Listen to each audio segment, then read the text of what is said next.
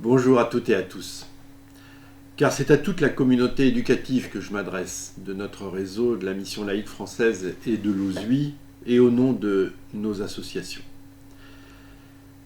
Et je m'adresse aux parents, aux professeurs, au personnel de direction, d'encadrement, et aux élèves aussi, qui sont notre raison d'être.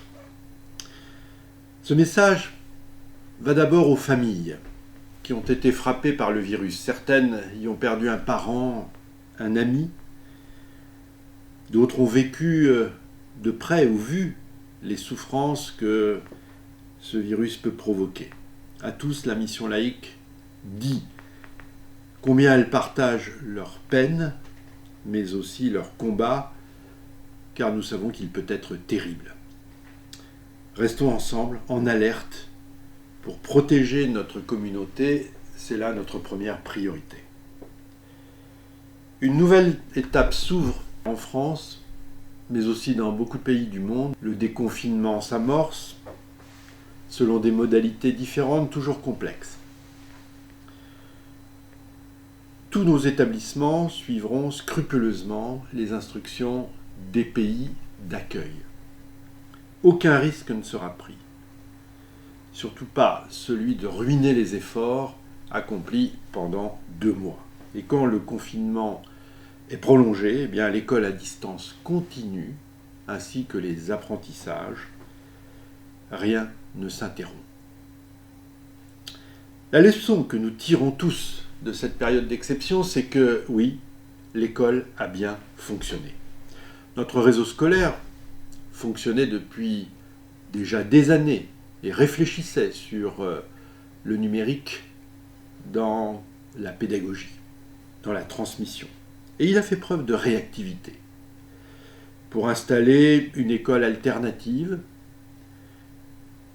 efficace. Et je rends une nouvelle fois hommage, en votre nom à tous, car vous le faites souvent, aux professeurs qui ont pris le problème à bras-le-corps et qui ont fait preuve d'un engagement très souvent apprécié par les parents. Oui, il y a des faiblesses. Sachons les reconnaître. L'école maternelle a résisté plus que les autres cycles à l'enseignement à distance parce qu'elle exige une coprésence et un grand investissement des parents. Beaucoup l'ont dit. Surtout que certains sont peu familiers du système français. Tous les professeurs n'étaient pas agiles dans le numérique. Et il a fallu finalement un peu de temps pour construire des semaines, une organisation hebdomadaire du travail qui incarne à l'écran l'autre école.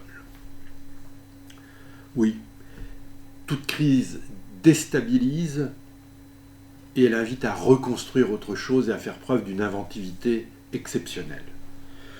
Aujourd'hui, je peux vous le dire, la Mission laïque a scénarisé entièrement le cycle 1, c'est-à-dire l'enseignement maternel, ce qui n'était pas le cas il y a quelques semaines. Une action de formation au métier à distance a été mise en place de façon accélérée. Et je vais vous en donner quelques chiffres.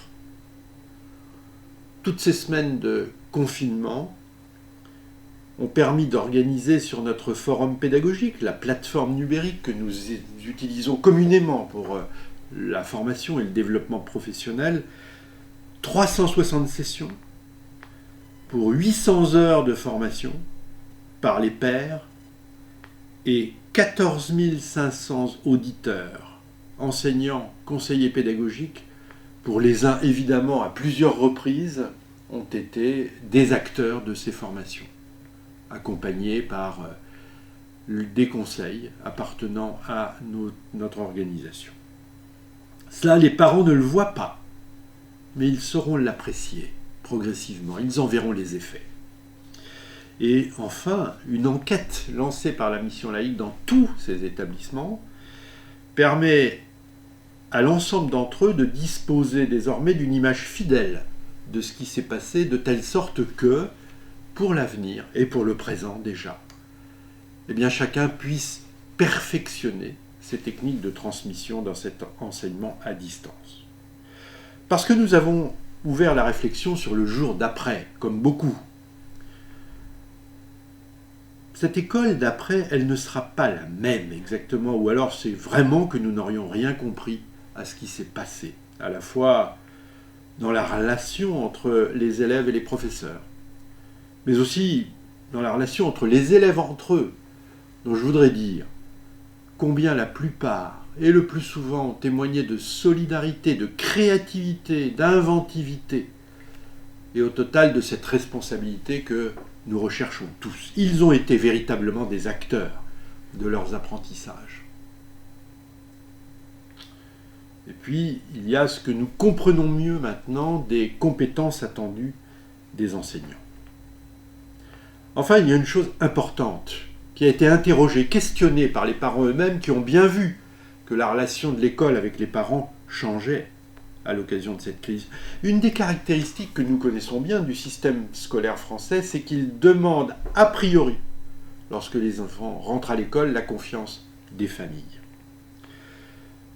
Le coronavirus a montré que dans cette école à distance, les parents doivent s'investir davantage, ce qui a pu les déstabiliser au départ.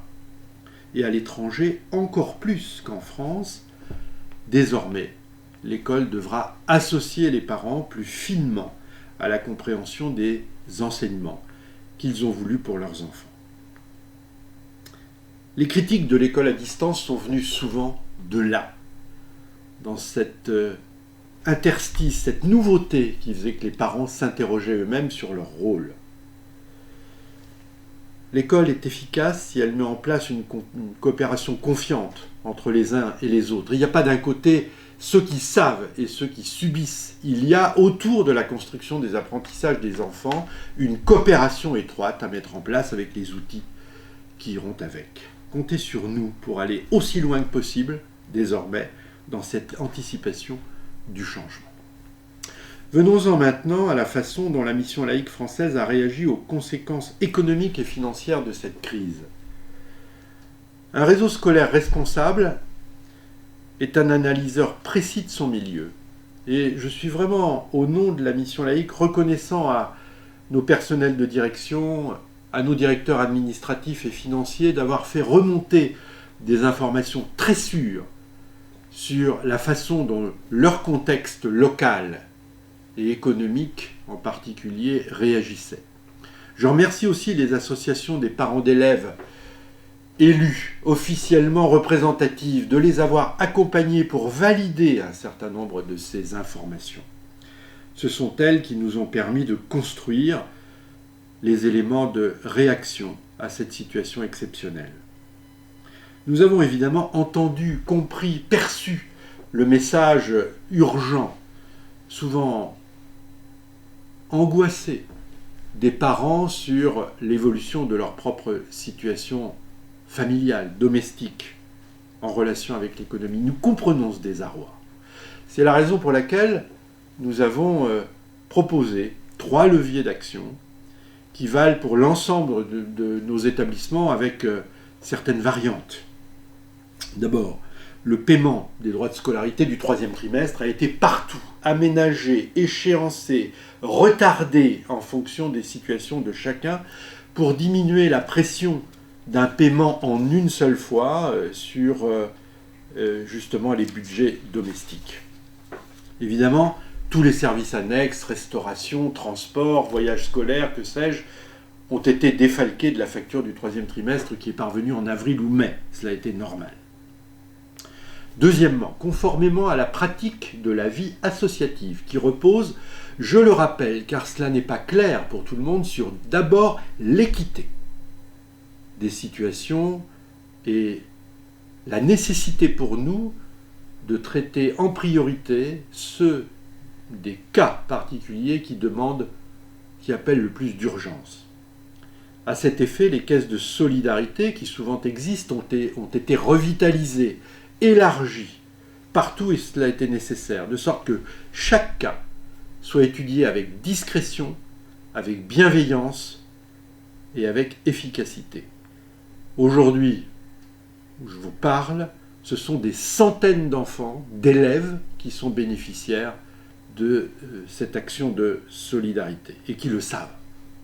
Troisièmement, la décision a été prise dans la plupart de nos établissements d'un gel des droits de scolarité pour l'année 2020 et 2021 pour justement adresser un signe concret, et c'est un gros effort, à l'ensemble des familles qui nous font confiance. Il existe de rares exceptions lorsque l'inflation est très forte ou que le glissement monétaire oblige à reporter sur les droits de scolarité les conséquences de ces faits.